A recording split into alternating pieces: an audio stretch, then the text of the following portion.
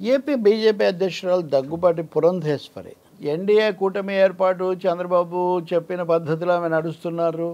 BJP ప్రయోజనాల కంటే కూడా చంద్రబాబు తెలుగుదేశం ప్రయోజనాలకు ఆమె ప్రాతినిధ్యం వహిస్తున్నారు. ఇందుకోసం సరే జనసేన కూడా కొన్ని సీట్లు తగ్గించుకుంది కదా, ఆమె రాజమండ్రిలో పోటీ చేస్తున్నారు. ఇలాంటి విమర్శలు ఆమె మీద బయట నుంచి, ఆరోపణలు బయట నుంచి కాదు, ఆ పార్టీలో చాలా ఎక్కువగా ఉన్నాయి. అందుకనే పురంధేశ్వరికి ఎవరు సోమ వీర్రాజో, ఇంకొక మాధవో, లేకపోతే ఇంకొక విష్ణువర్ధన్ రెడ్డి ఎవరు పెద్దగా సహకరించట్లేదు. అంటే ఎవరు ఆ సభల్లో మనకు కనిపించడం లేదు. నోన్ బీజేపీ ఫేసెస్, పరిచిత బీజేపీ మొహాలు ఏవి మనకు ఈ ప్రచారంలో ఎక్కువ కనిపించట్లేదు. పురంధేశ్వరి, పవన్ కళ్యాణ్, చంద్రబాబు, ఎవరో తెలుగుదేశం నాయకులు తప్ప. ఇవన్నీ అలా ముంచితే రాజకీయంగా ఆమె ఒక కీలకమైన అంశం తీసుకొచ్చారు. అప్పుడు తీసుకొచ్చారా లేదా, అన్నారా లేదా కూడా తెలియదు మనకు.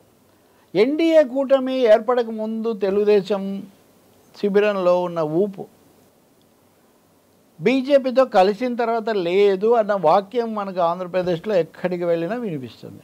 ఏ నాయకుడైనా, ఏ పార్టీల వాళ్ళైనా.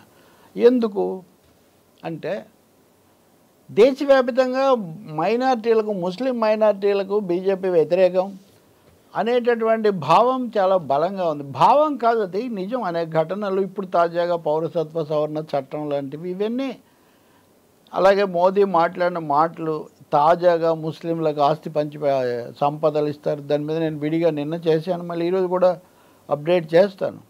బీజేపీ ఇమేజ్ అది. కానీ దక్షిణ భారతంలో బీజేపీకి ఠికానా లేదు. 129 స్థానాలు ఇక్కడ ఉంటే బీజేపీకి 25 మాత్రమే ఉన్నాయి. తెలంగాణలో, కర్ణాటకలో కలిసి అవి కూడా తగ్గబోతున్నాయి. ఏపీలో అసలు ఏమీ లేదు. ఇప్పుడు ఏమీ లేకపోవడానికి కారణం ఏంటి? మోదీ దేశవ్యాప్తంగా పూర్తి మెజారిటీ 2 సార్లు తెచ్చుకున్న ఆంధ్రప్రదేశ్లో మటుకు ఎందుకు తెచ్చుకోలేకపోయారు? ఎందుకు తెచ్చుకోలేకపోయారంటే కొంత అభ్యుదయకరమైన లౌకిక సామరస్య సాంప్రదాయాలు ఉన్నటువంటి తెలుగు రాష్ట్రాల్లో, అందులో ప్రత్యేకించి ఆంధ్రప్రదేశ్లో బీజేపీకి అవకాశం ఇవ్వలేదు ప్రజలు. చంద్రబాబు నాయుడు కూడా ఈ విషయాన్ని గ్రహించి 2018 ఎన్నికలకు ముందు బీజేపీకి దూరమై వ్యతిరేకంగా విమర్శనాత్మక ప్రసంగాలు చేశారు. కానీ మళ్ళీ జగన్ అసాధారణమైన మెజారిటీతో గెలిచాక మళ్ళీ వెళ్ళి వాళ్ళతోనే పొత్తు పెట్టుకున్నారు. తనను అరెస్ట్ చేసిన తర్వాత అటు చేరారు. ఇది అందరికీ తెలిసిన ఒక వాస్తవం.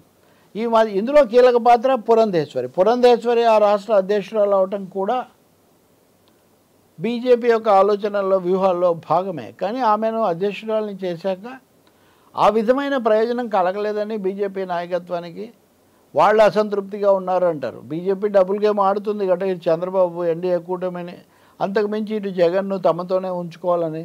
కాబట్టి ఇవన్నీ మామూలే. కానీ ఈ క్రమంలో పురంధేశ్వరి మౌలికంగా వాళ్ళ విధానం, వాళ్ళ హిందుత్వ రాజకీయాలు, మైనారిటీ వ్యతిరేకత, అపీజ్మెంట్, బుజ్జగింపు విధానాలు ఉండకూడదని చెప్పటం, ఇవి కదా ఆ పార్టీ వైఖరులు. ఈ క్రమంలో ఒక వీడియో, ఒక వార్త విడుదలైంది. ముస్లింలకు ఉన్న రిజర్వేషన్స్ 4% రిజర్వేషన్స్ ఉమ్మడి రాష్ట్రంలో ఉన్నప్పుడే కల్పించారు. వీటిని ఎన్డీఏ వస్తే రద్దు చేస్తుంది అని ఆ వార్త సారాంశం. పురంధేశ్వరి చెప్పినట్టుగా దీని మీద చాలా బగ్గుమని వాళ్ళను బలపరిచే, ఎన్డీఏని బలపరిచే మీడియా సంస్థలే దీని మీద పెద్ద పెద్ద వార్తలు, పతాక శీర్షికలు, దుష్ప్రచారం, ఆమె అనని మాట అన్నట్టుగా రాశారు. ఇవన్నీ చెప్పారు. ఆ రోజు ఆమె మాట్లాడారో లేదో తెలియదు. కానీ నేను అప్పుడే చెప్పాను, బీజేపీ విధానం అది. ఆంధ్రప్రదేశ్ అలా ఉంచి తెలంగాణలో బండి సంజయ్ అధ్యక్షుడిగా ఉండి చెప్పిన మాట అది. హోంమంత్రి అమిత్ షా అనేక సార్లు చెప్పిన మాట అది. కర్ణాటకలో యడ్యూరప్ప ప్రభుత్వం ముస్లింలకు ఉన్న 4% రిజర్వేషన్లు రద్దు చేసిన మాట యథార్థం. అది ఇప్పటికే జరిగిపోయింది అది. కాబట్టి పురంధేశ్వరి చెప్పనిదేదో చెప్పారు, ఫేక్ న్యూస్ అని హడావుడి చేశారు. కానీ ఫేక్ న్యూసే కానీ ఫేక్ వ్యూస్ కాదు, ఫేక్ వాళ్ళ వ్యూనే అది. పురంధేశ్వరి దాని మీద ఆ ఖండంతో సరిపెట్టారు. ఇంకా బీజేపీ అన్నప్పుడంతా వాళ్ళ నుంచి కాపాడుకోవటం కోసం పవన్ కళ్యాణ్, చంద్రబాబు నాయుడు బీజేపీతో కలిసిన మేము మైనార్టీలతో స్నేహంగా ఉంటాం, మా పార్టీ ఎప్పుడు సెక్యులర్, ఇటువంటివి మాట్లాడుతున్నారు. ఏదైతేనే మీరు అక్కడ కలిసి వాళ్ళని మోస్తున్న తర్వాత ఈ మాటలకు ఉండే విలువ ఎంత అనేది ఒక ప్రశ్న. అయితే ఆ సంతోషం కూడా పురంధేశ్వరికి దక్కకుండా చేయడానికి కావచ్చు. నిన్న అటు ప్రధానమంత్రి మోదీ, ఇటు హోంమంత్రి అమిత్ షా ఇద్దరూ మళ్ళీ ముస్లిం రిజర్వేషన్లకు వ్యతిరేకంగా మాట్లాడారు. ముస్లింలకు ఉన్న రిజర్వేషన్లను, బీసీలకు ఉన్న రిజర్వేషన్లను తీసుకెళ్ళి ముస్లింలకు ఇచ్చారు, అన్యాయం చేశారు అని అమిత్ షా హోంమంత్రి మాట్లాడారు. ఇంకేం ఫేక్ అండి, అది టాక్, అఫీషియల్ టాక్ అది. సో ఫేక్ అనే పేరుతో సాగిన ఖండనే నిజానికి ఫేక్, ఆ వ్యూస్ రియల్. మరి ఇప్పుడు మళ్ళీ పురంధేశ్వరి ఏం చెప్తారు? ఇక్కడ ఇంకో విచిత్రం కూడా ఉంది. ఆంధ్రప్రదేశ్లో మీడియాకు, తెలుగు మీడియాకు, సరే వైసీపీ మీడియా టీడీపీ మీడియా అని విడిపోయింది, ఓకే, అది అందరికీ తెలుసు. ఈ టీడీపీ మీడియాగా ఉన్నది, వాళ్ళు టీడీపీ గెలవటం కోసం బీజేపీ రావాలని వాళ్ళు కోరుకుంటారు. కానీ బీజేపీ ముద్ర పడితే టీడీపీకి నష్టం అని వాళ్ళకి బాగా తెలుసు. అందుకని ఆ న్యూస్ను వీలైనంత వరకు వాళ్ళు మార్చి మలచి ప్రచురిస్తూ ఉంటారు. ఇప్పుడు ఈరోజు కానీ అటువంటి పత్రికలు కూడా ఆంధ్రలో ఏమిచ్చారు, ఆంధ్రప్రదేశ్ ఎడిషన్లో అలా ఉంచి తెలంగాణ ఎడిషన్లో మటుకు ఈరోజు చాలా ప్రముఖంగా ఇచ్చారు. మోదీ ముస్లిం రిజర్వేషన్లకు వ్యతిరేకంగా మాట్లాడారు, అలాగే దాన్ని బీసీలకు పంచి పెడతామన్నారు, వాళ్ళ మధ్య పంపిణీ చేస్తామన్నారు, ఇటువంటి వ్యాఖ్యలన్నీ ఇచ్చారు.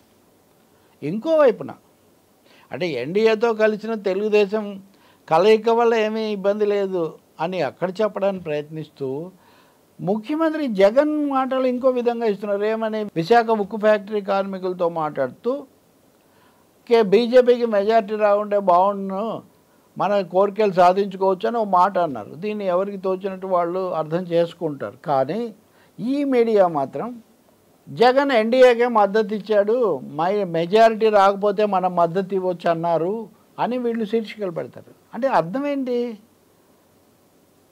టీడీపీయే కాదు, జగన్ కూడా ఎన్డీఏతో ఉన్నాడు. అది బహిరంగ రహస్యమే కదా. జగన్ ఏనాడు బీజేపీకి మోదీకి వ్యతిరేకంగా తీవ్రంగా మాట్లాడలేదు కదా. కాకపోతే వాళ్ళే రావాలి, వాళ్ళనే మళ్ళీ పెట్టాలి, వాళ్ళే మనల్ని ఏలాలి, పాలించాలి అని కాకుండా వాళ్ళకి మెజారిటీ రాకపోతే బాగుంటుంది అని, మెజారిటీ రాకపోయిన తర్వాత అప్పుడు పరిస్థితులు ఎలా ఉంటాయి, పోస్ట్ పోల్ సిచ్యువేషన్ అప్పుడు చూసుకోవచ్చు. కానీ దాన్ని కూడా అంటే ఆయన వ్యాఖ్యలను కూడా ఎన్డీఏకి అనుకూలంగా చూపించే ఒక ప్రయత్నం ఇదే రిజర్వేషన్ల విషయంలో కూడా జరిగింది. కానీ ఇప్పుడు దేశమంతా అనేక రూపాల్లో చర్చిస్తున్నట్టుగా జరిగే పరిణామాలు మటుకు పురంధేశ్వరి ఖండనను కానీ ఆమెకు మద్దతు పలికిన వాళ్ళ ఏమనాలి ప్రవచనాలను కానీ పూర్తిగా అసత్యం చేస్తున్నాయి. దానివల్ల మైనార్టీల్లో మరి ముఖ్యంగా ముస్లింలలో ఉండే ఆందోళనలు ముఖ్యంగా మరింత పెంచే దిశలో నడుస్తున్నాయనేది మనం చెప్పుకోక తప్పదు.